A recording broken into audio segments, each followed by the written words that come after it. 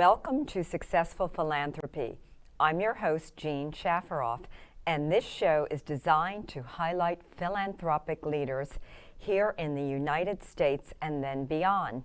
And with us today, we have a wonderful woman. Her name is Brenda Simmons.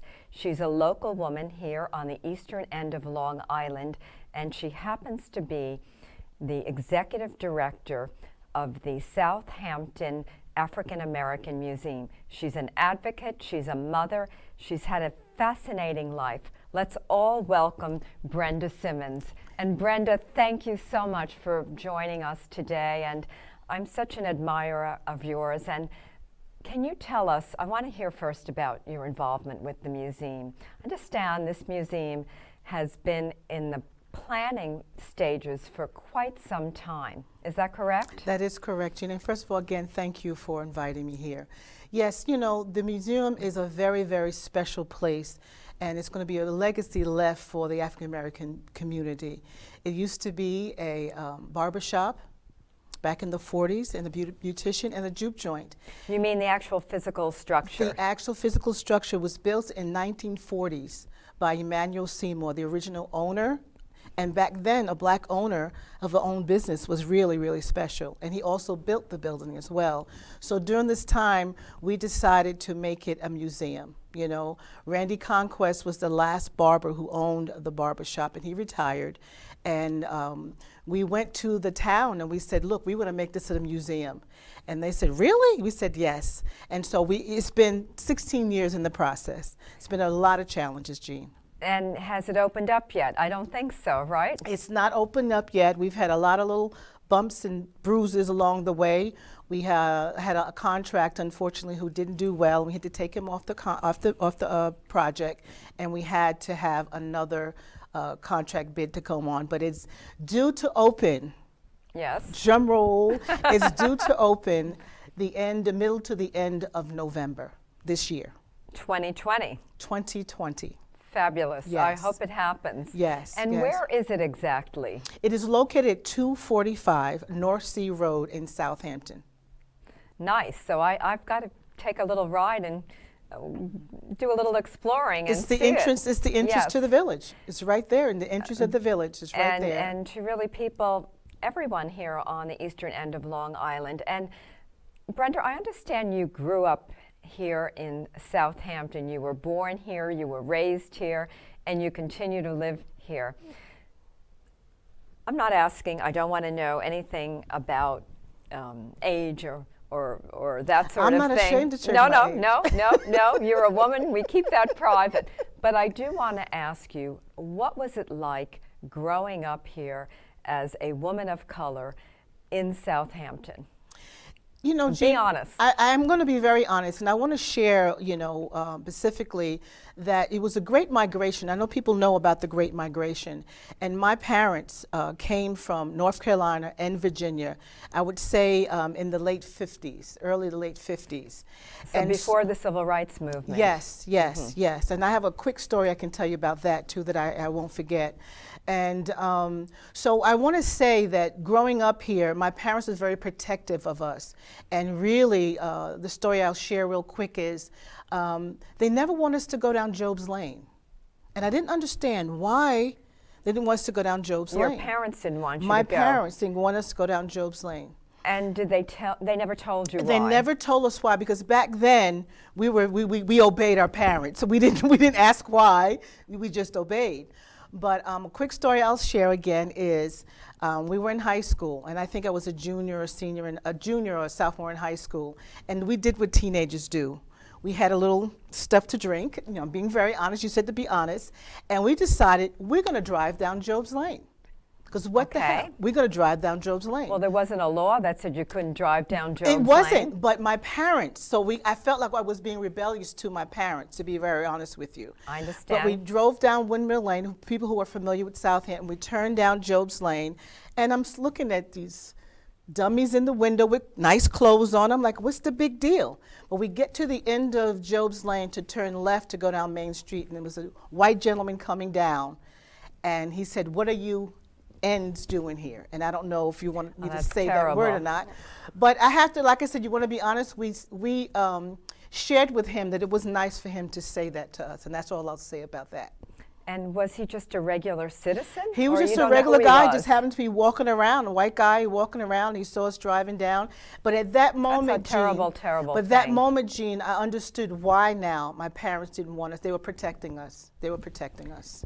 From people who were prejudicial towards Absolutely, absolutely. people of color. Absolutely. And this is in Southampton. This was in Southampton in the 70s, early 70s. Well, that's a terrible story. Yeah. And so what happened after that? Did you report it to your parents? Did you report it to the police? Of course I couldn't report it to my parents because I was supposed to be down there. Yeah. But you know, I have to say, it was a reality check for me. You know, it really wasn't a reality check for me. But on another positive thing, while went to high school there. You went to I went to Southampton High School Right. as well. Like I said, born and raised in Southampton. And we had a sit-out because we wanted to have... In the 70s. In the 70s, we wanted to have a Black Studies class and a Black Studies teacher. Because And we what didn't have happened? it. We sat out, and we had other white people that sat out with us. We got the teacher, we got the class. Well, that's a good story. It's That's a a good- wonderful thing. Exactly, Yes, so exactly. that back then, the town of Southampton paid attention. Yes, they did. And I think that was because they had never expected us to do that. But it was during that time where it was the Black Power movement, you know, Yes, that was, yep. that, you know, I had the big, you know, Angela Davis afro and the whole nine, you know. But it wasn't it was just a sit-out, a quiet sit-out, but we got what we wanted. And so you remain living in Southampton now? I remain living in Southampton. And you raised your children here? Yes, I raised two beautiful girls here, and I have a home in Southampton as well. And it's, you know, with that too, I want to share that because of my experience and my parents saying that we shouldn't go down Job's Lane, I did the total opposite with my children. You told them to go down Job's Lane. I took them down there. Good. I took them down there. I want them to know that they're just as good as anybody else to walk down here. Well, you know? absolutely. And now, it was. And I understand you've worked in local government for many, many years here on the eastern end of Long Island. Do you want to talk a little bit about that? Of course. Work I a little was the bit? assistant to the mayor in the village of Southampton for 11 years. It's a long time. And that was a wonderful experience, but it was also interesting as well. You learned a lot. I learned a lot. You know, I also was the recording secretary as well. So I had like two hats. And I did recording the secretary for 2 meetings. They had 2 meetings. The Board of Trustees had 2 meetings. And I always said that I was taking minutes, but I was taking notes. Of course. Because I learned a lot about the political things and how things ran. But I want to tell you a funny story. I said I used to wish I had a camera in my office because I had my, you know, the name up there, assistant to the mayor. And people would come to my office, and I call it the 2-step. They would walk and step back, and they look at me, they look up at the sign, and some of them used to actually say, are you the assistant to the mayor? Because I was basically the first, one of the first Black people that they hired in the village I would have hall. thought they'd walk in and say, "Are you the mayor?" Well, I had that name after a while. I did have I that bet, name after yes. a while. So, you know. And I remember reaching out to you when I wanted to interview the mayor for Yes. Social Life, where I write. Yes, yes, yes. And you know, I always say to people, I treat people the way I want to be treated. Absolutely. So no matter how they wasn't sure who I was or how I had a red chair, I called it my conference chair, and I would sit down and guarantee before they left they were fine. And I might not be able to answer everything for them, but I'd always get back with them, and that's the way I flow. Now, after high school, you went off to college right here on the eastern end of Long Island or elsewhere on Long Island? I went to Suffolk. I was local because I was married. Yes. And I had children, so I had responsibilities at that time. I got married very young. I was 20 years old. You were young. I was very young. So I did go to school to Suffolk Community College locally. I got a degree in community. No, my first degree was computer information system. That was my first degree. Well, that was a smart degree to get. Yeah, it was. And I worked in that field, you know, did very well in that field. And prior to that, they had while I was in high school, they had the first BOCES class, vocational school. Yes, and I I went for remember. computers. And I was good at the programming, the RPG and all that kind of stuff, the programming and I was so good that I was sent up in competition upstate. And I came in 4th place. I missed 3rd place, but I came in 4th place. So that was my bent for a while until I decided to go into a different field. And that was government. That was government, but also it was community development, working with the community. So I have a community development degree with a concentration in advocacy. Yes, you mentioned that you are an advocate. Yes. And I assume that you are an advocate for the rights of the people and for racial justice. But I want to hear from you. I'm not being interviewed, you're being interviewed. So tell me a little bit about your advocacy work. My advocacy work has been a lot for young moms with children, but also I love teenagers because I feel like they get to that age where a lot of people just kind of shun them because they're in that challenging year. Well, they're very young and they think they know it all. Developing. And yes, but I love the teenagers. I love the teenagers, and I also dealt with a lot of young moms. But also, when I was working another non-for-profit at one point, and they had a lot of services that they offered. So I would come back to my community and make sure I offered those services to my community. And also, I was community leader in my neighborhood as well. So I had a lot of community meetings. I ran the community meetings, and I made sure people understood that it was important for us to be be at board meetings, be at town board meetings, village board meetings, and school board meetings. Because a lot of things happen that we were unaware of, a lot of things that we should be involved in, a lot of things that we should have our voice in. As a concerned citizen and as someone living in Southampton, Exactly. Of course, I understand completely. Exactly. And so you did a lot of advocating for people of color in Southampton. Absolutely. And what about the Black Lives Matter movement? Are you involved there? And of course, it's very important. And to our viewers, I am interviewing Brenda Simmons. She is the Executive Director of the Southampton African American Museum. I'm learning, and we're all learning a little bit about her life and her advocacy work. The Black Lives Matter, I have to say, I go away for the winter. I call it rejourning. In 2015, I rejourneyed, AKA retired, and I spend my winters in St. Martin. So I literally was in St. Martin when all of this was happening. So it was very challenging for me not to be here to see all that was going on. But it was also very interesting to hear the comments of the people in St. Martin about what was going on in the States. And what were they saying? A lot of them was very shocked, which I was surprised with. I'm like, I guess they felt that. I had one young lady said to me, she was in tears. She says, I really never knew that the racism was so bad there at that point, especially when George Floyd got I call it lynching. Well, that was a terrible, I call terrible it lynching. thing. That's what I call it. So to see that, they were very, to the point where I never forget, I was driving from, there's a French and a Dutch side in St. Martin. I was driving from the French side, going to the Dutch side, to Phillipsburg, and I'm driving down, and there was this woman that had Black Lives Matter poster outside. I mean, it was homemade and whatever. I stopped and turned around, I interviewed her, I had a picture with her. So it was really wonderful to know that other people were behind us, like we knew the whole world is now behind the Black Lives Matter. Yes, very much so. Yeah. And I think that racial justice has to happen. It has to happen now, not 10 years from now, but now. And getting back to the museum, though, because I want to hear a little bit more. Where does the funding come from, and are you in need of more funding? I went to the website, and I didn't see too much there, and I want you to explain to our audience how they can help and also where this funding is coming from, because I think it's very important. It's not a massive museum. Right. And it's part of the culture of Southampton. Absolutely. I understand the first Black man came to Southampton in something like 1600, correct? Yes, Pierce Conser. Yes, former slave. But let's talk about the funding, museum. and then let's talk about the history of Black people in Southampton. Okay. The funding comes, the building was purchased by the town's Community Preservation Fund.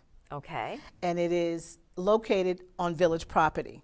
Okay. So the village and the town have an agreement, IMA agreement, and we are going to run it. That's how that works. So the majority of the money came from the town. And during this process, you know, when it's being built, the community preservation don't cover everything. So we were responsible for about $100,000, which we did not have. And I give Assembly Fred Thiel, he's like, I don't know what other word to say. I call him my boo, you know, that's what I call him as fondly, you know, but respectfully, he has been in my corner the whole time. So I happened to meet with him regarding the Pierce Concert project. And when I went to him, he asked me, what's going on with the museum? I said, well, we got to come up with $100,000. He said, I got you. So he came up and he gave us the $125,000 that we needed.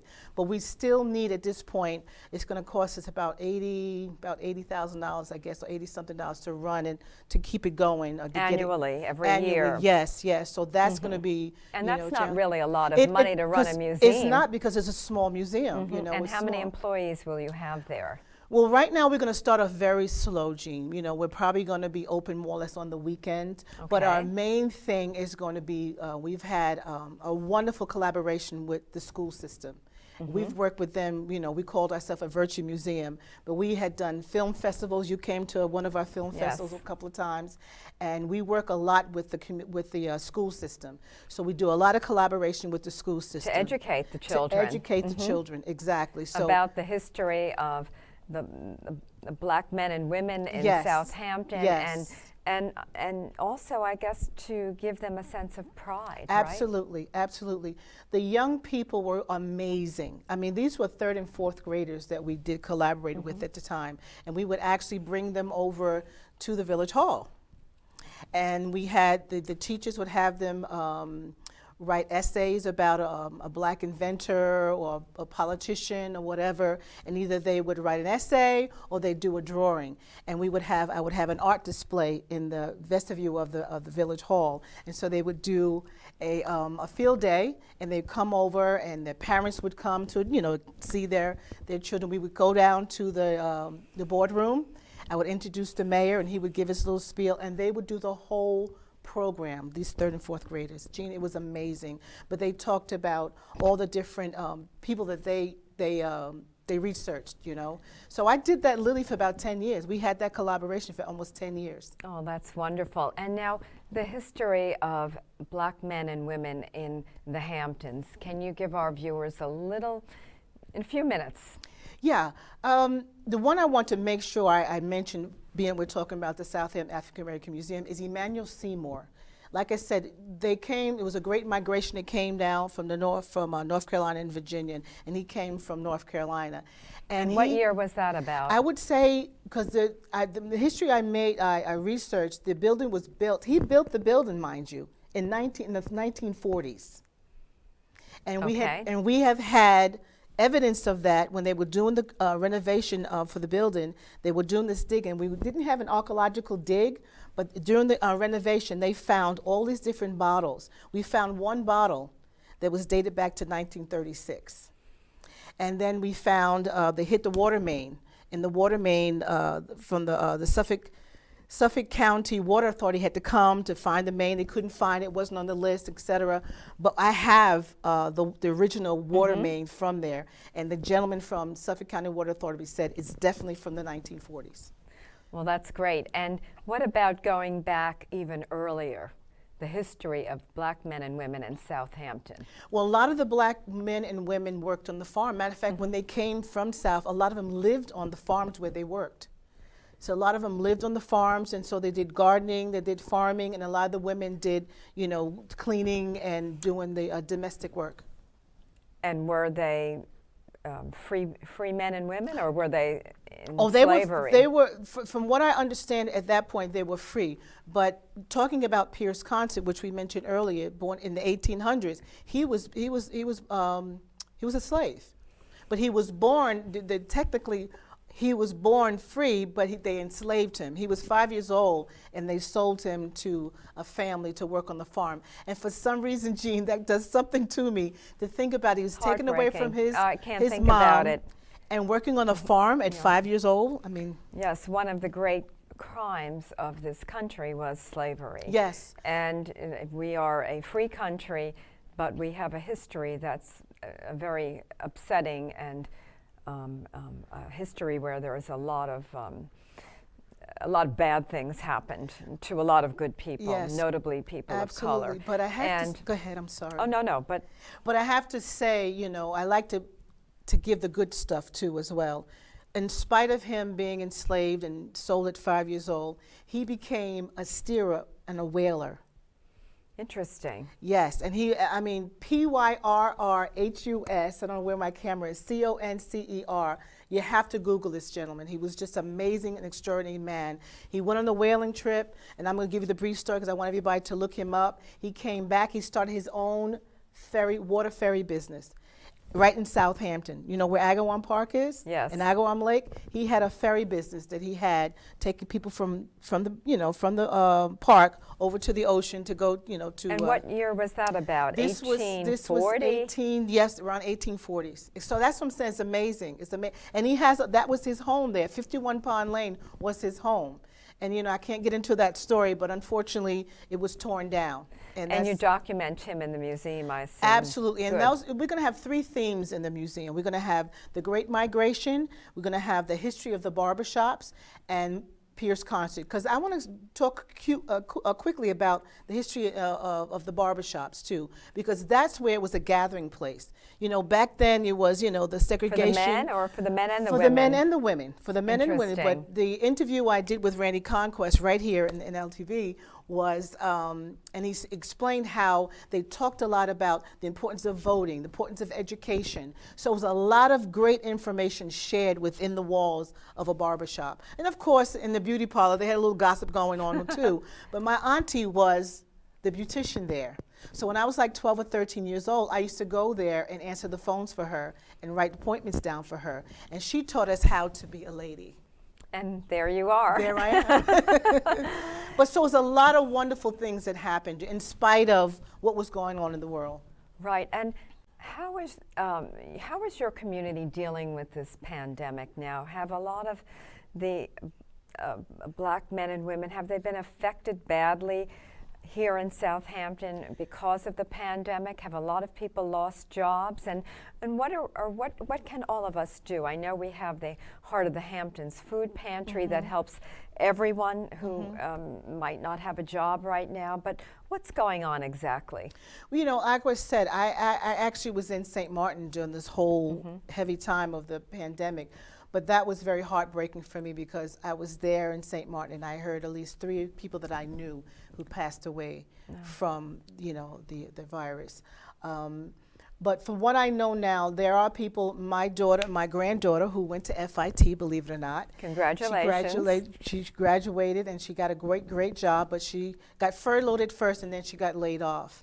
So she's been affected. My daughter's been affected. So, you know, my daughter's working, she's a Zumba instructor, and now she's actually working in the Bronx dealing with taking the testing, the testing for the virus.